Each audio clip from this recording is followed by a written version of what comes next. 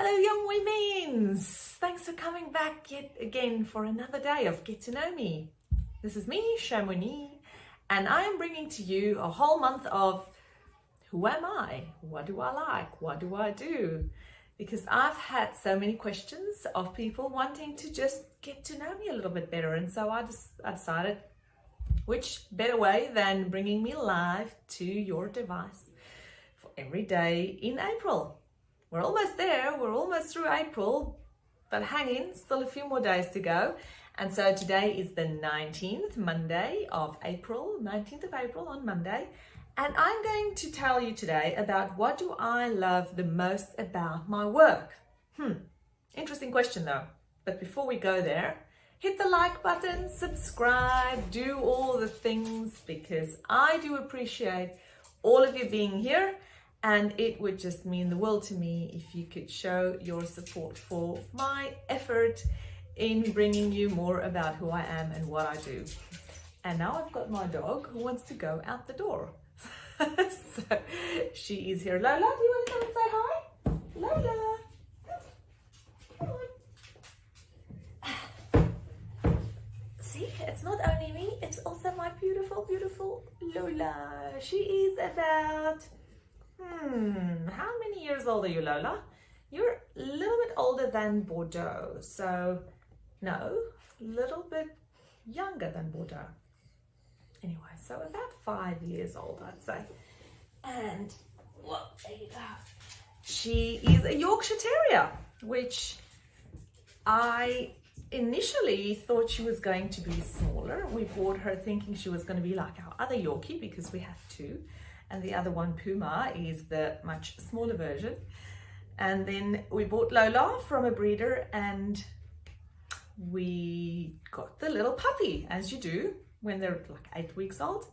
And then Lola kept on growing and growing and growing and growing, and we're like, but she's now much bigger, and she's still a puppy, much bigger than our fully grown Yorkie, who was probably about 4 years old at that point in time.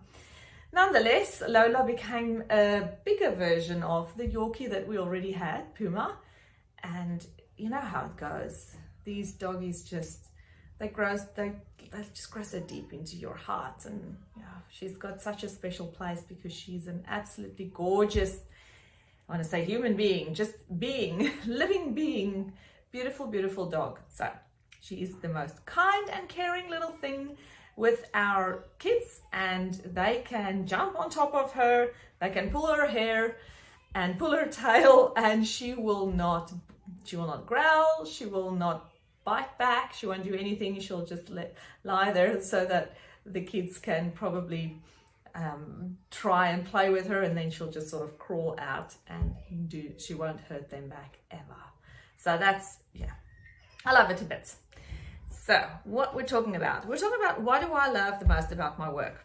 Now, probably a good place to start is to just give you an idea of what I actually do in the broader scheme of things, because I don't just do one thing, if you haven't noticed yet. I'm the kind of person who have multiple interests, and that keeps my life very interesting, and it also allows me to give back and contribute to society in several ways.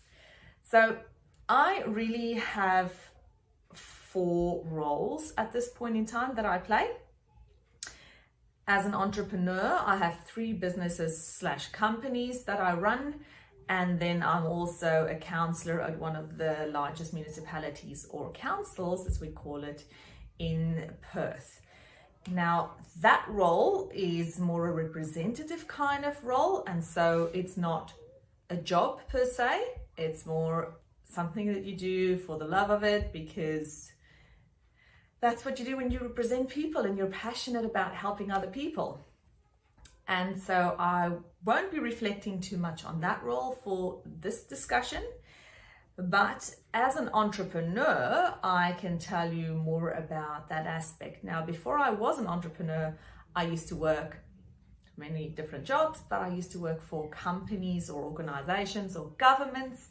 And in the last big role I had, I was the chief of staff for one of the, well, really chief of staff and senior advisor for 2 senators, the one after the other. And that made me fly to Canberra and back a lot because I was in Parliament House, as you do, working for the senators in the upper house of our federal government or federal parliament. And it was a fascinating job. I loved it. But the problem is, I also loved having a family. And living in Perth and having to fly to Canberra, that's like really far away. It's sort of 5.5-hour flights or so. And being there 16 weeks of the year makes it rather difficult to then also be in Perth with my little children that I was having at that point in time. So Monica was about 2 years old and Bordeaux was just born when I decided I've now had enough of being away from my little children and I wanted to pursue a new career where I could choose what I do and how I do it. And so I became an entrepreneur, which really have been in my blood for such a long time because I've done little bits and pieces along the way until that point in time, but then I started to pursue it in a much more urgent kind of fashion. And I gave it all my time and attention over and above from being a mother to my children. And of course, being a counsellor at the city that I represent. Now, the first thing that I love the most about my work is that I can change it anytime that I want to.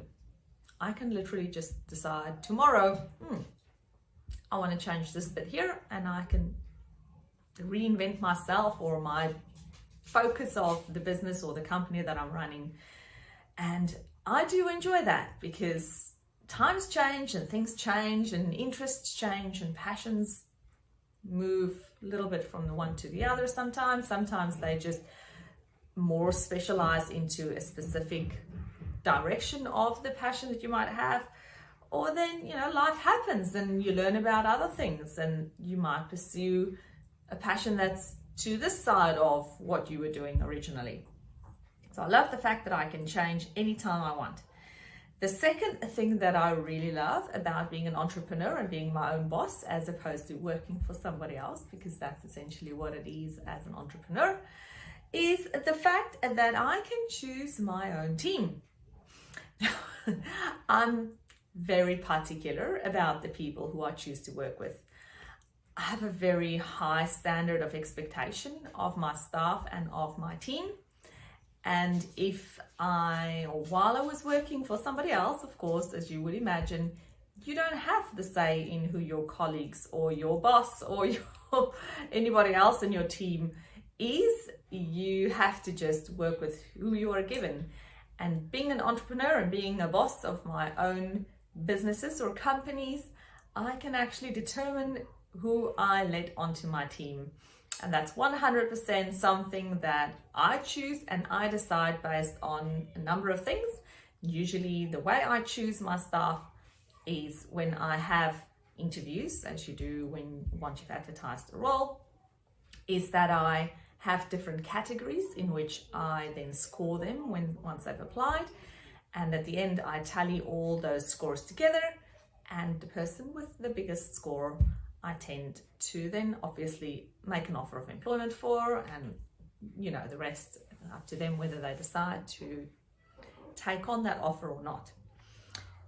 But I am really pleased with the people that I have employed to date, and I also quite use a bit of my intuition when I employ people, and it works a treat for me. So I have these scores, skill set, experience, how they match the position, all of those things. And then it's also something for me, there's a lot of feeling involved as well. And I do use that because it determines on how well I believe the person would fit into the culture of the organization that I am employing them into.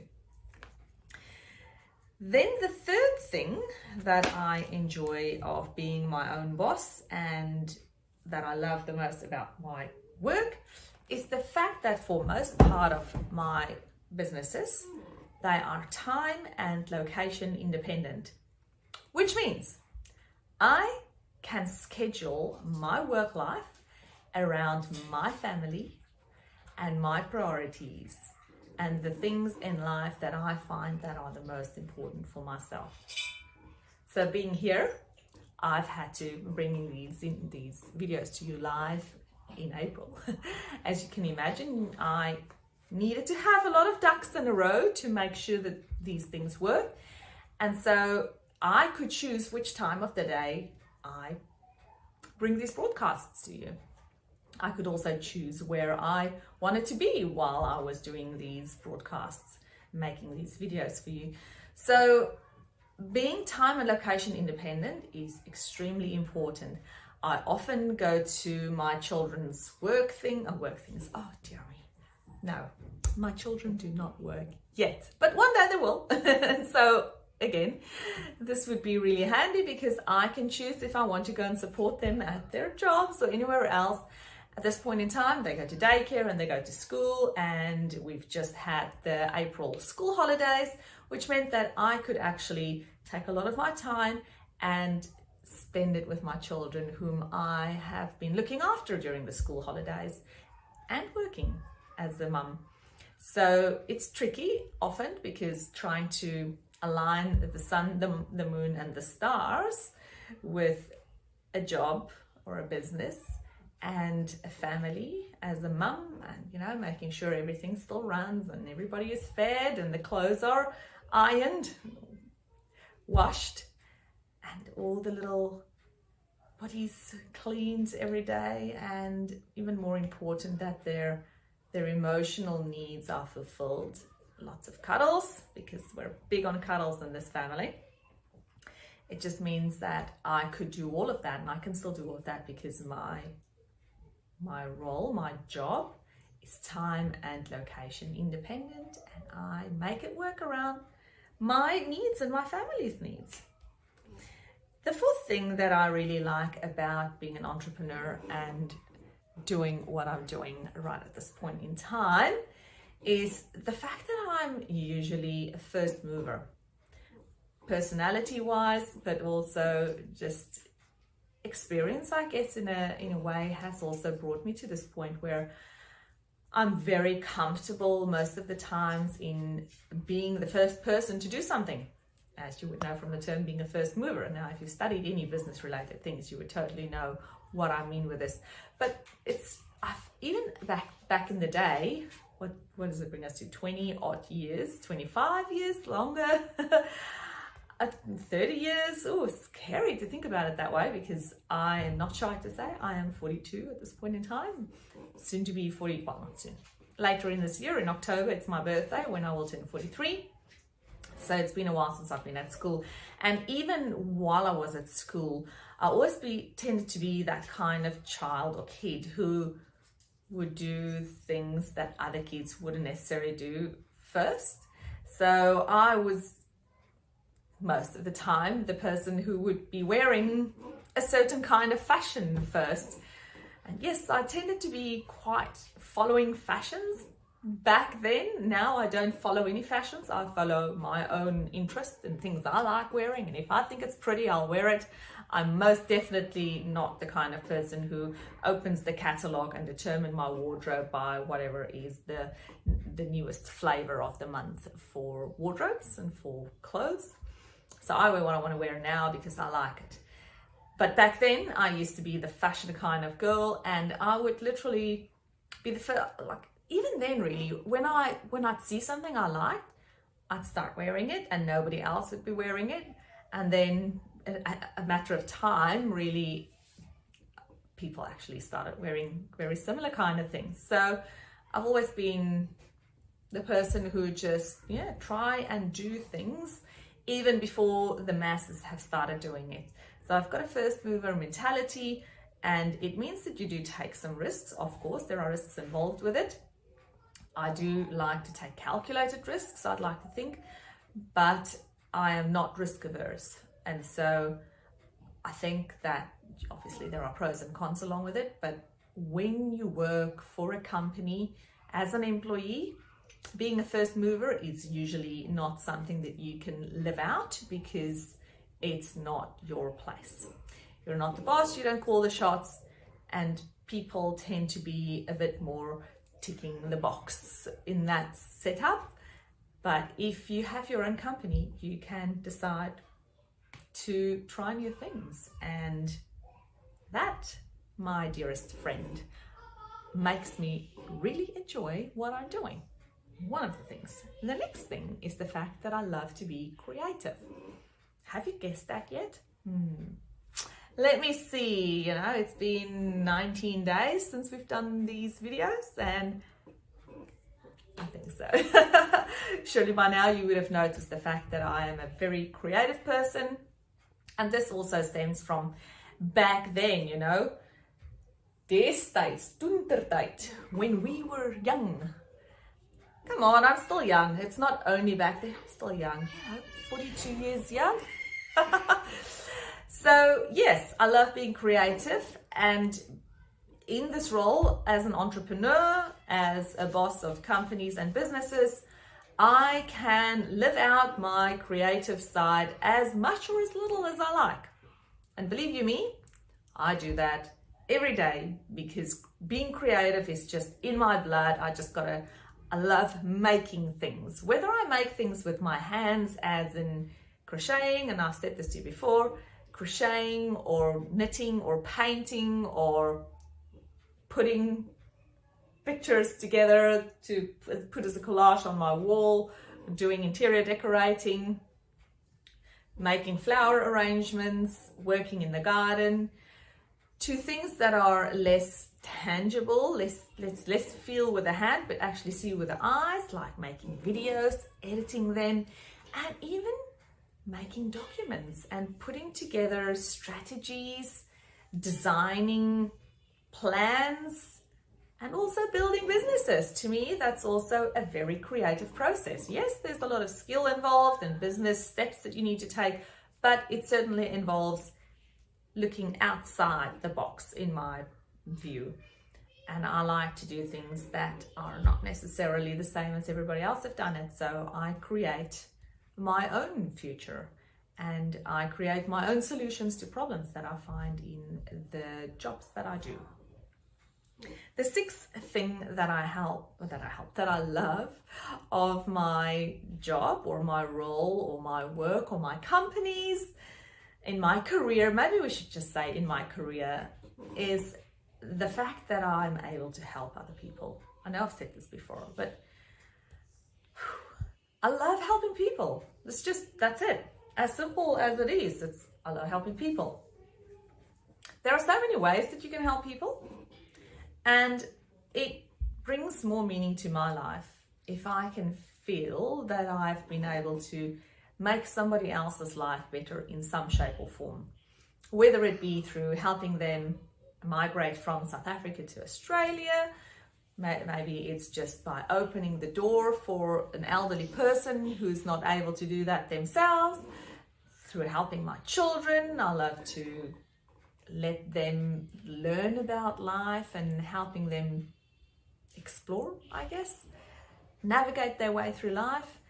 And also just helping people on a more business kind of level, where I can influence policy, where I can influence strategies, especially in the area that I live in. I'm able to, as a part of a bigger group of people, the council that I'm a part of, we all can sit together and make decisions about the future of everybody living in this area and influence certain things that would make people's lives better. I also like not just making people's lives better, but also making animals' life better and animals' lives better. Oh, I can't help but look at these two beautiful, beautiful creatures here. My Australian mates. Kookaburra, if you don't know them yet, and kangaroo.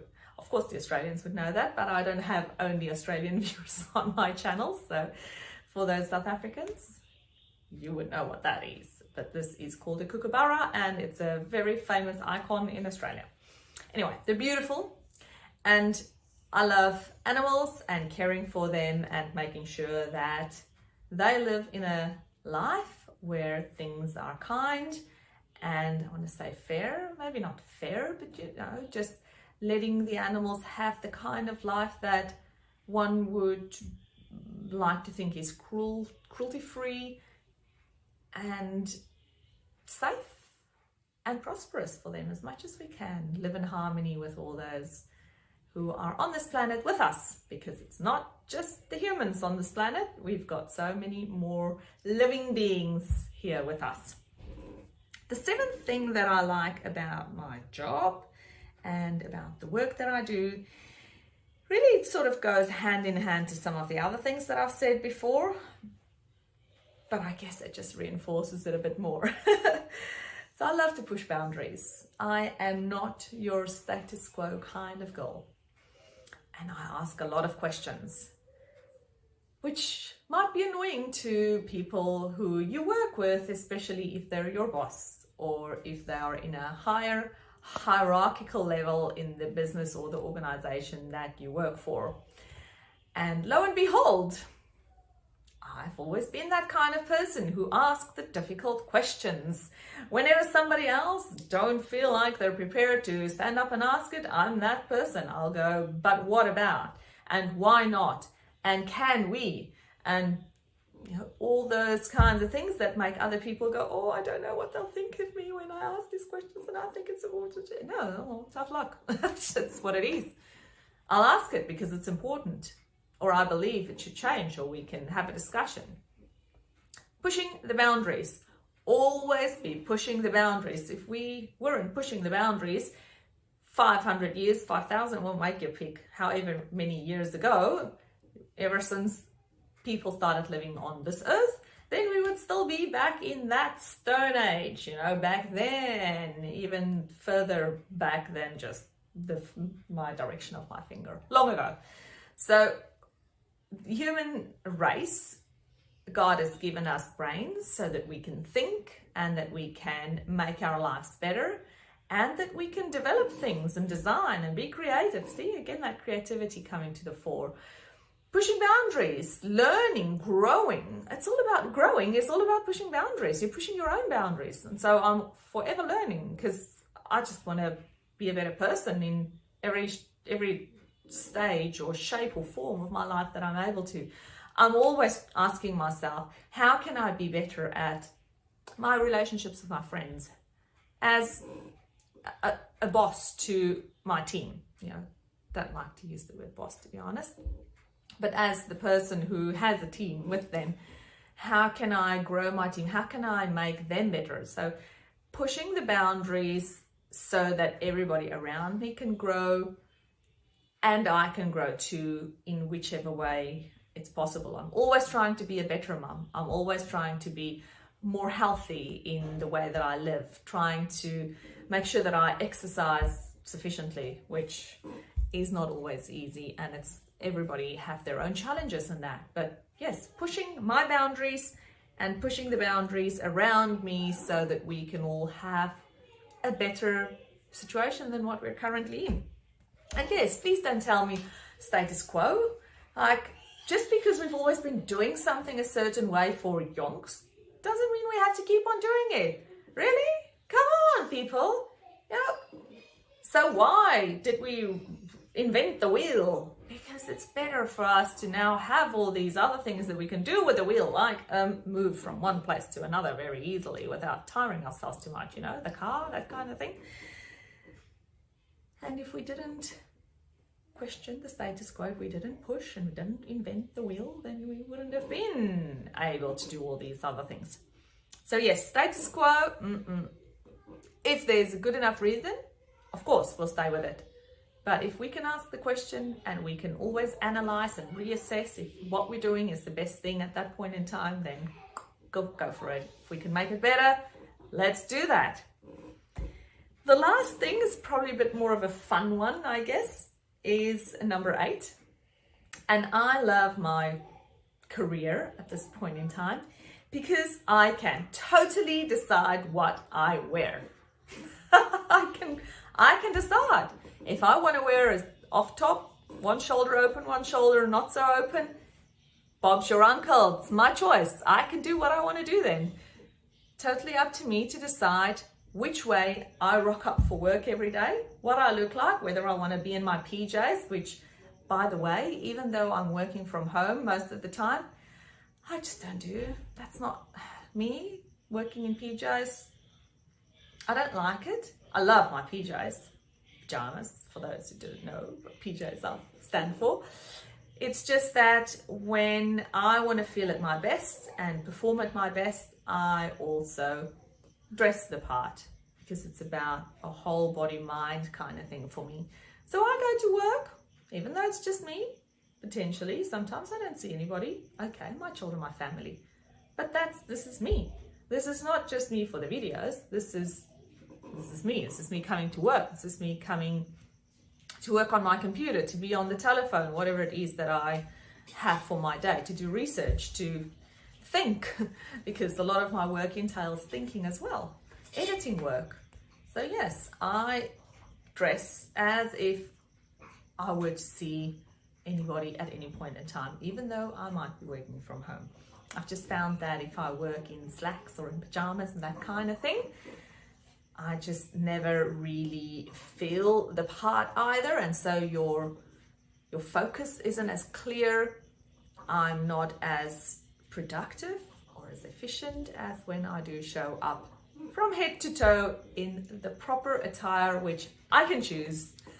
And my attire tends to be this kind of thing that you've been seeing for the last few weeks now. Yeah, 19 days into it. So yeah, it's been about almost 3 weeks that you've been seeing me every day. So yes, you get to see the kind of thing I like to wear. And my friend, this is it for today.